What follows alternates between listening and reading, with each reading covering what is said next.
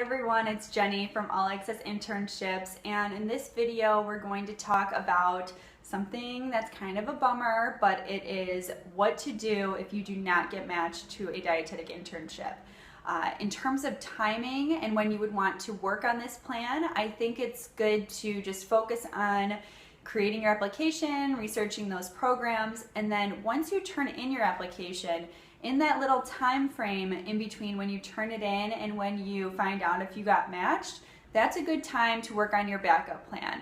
And here's some ideas that I have, things that I've seen people do and have helped to get matched later on. The first is in regards to grades. So figure out if you can retake a class that would help improve your GPA, or figure out if you should just go on to graduate school, if that's something that you wanted to do anyways, to help with your overall GPA and also to just make you more competitive in the process.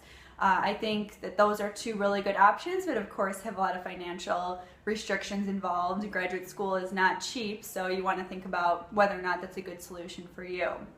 Then in terms of experience, think about where you were kind of lacking or what you could be doing more of in order to show that you have good experience and that you're well-rounded. The Get Experience page on All Access Internships is really helpful for this because we have virtual RDs, so you don't even have to be in their geographical area to work with them and then get experience under the supervision of a dietitian.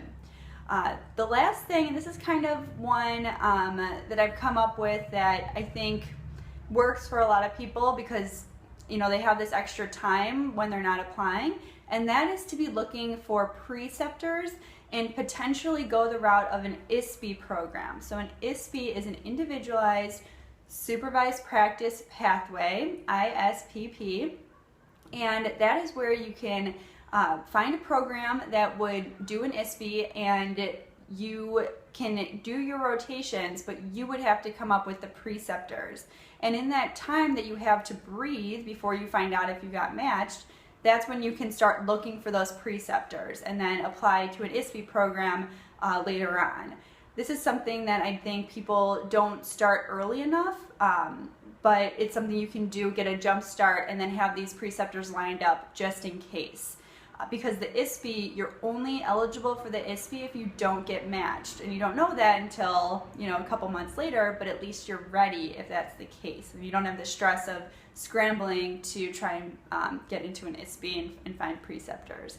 So education-wise, trying to improve your GPA, trying to fill in the gaps with your experience, and then strategically looking for preceptors ahead of time just in case you need them, and then you can try and go the ISP route and get your RD that way. So those are my pieces of advice. Again, kind of a bummer that you have to think about that, but it's smart to have that backup plan just in case.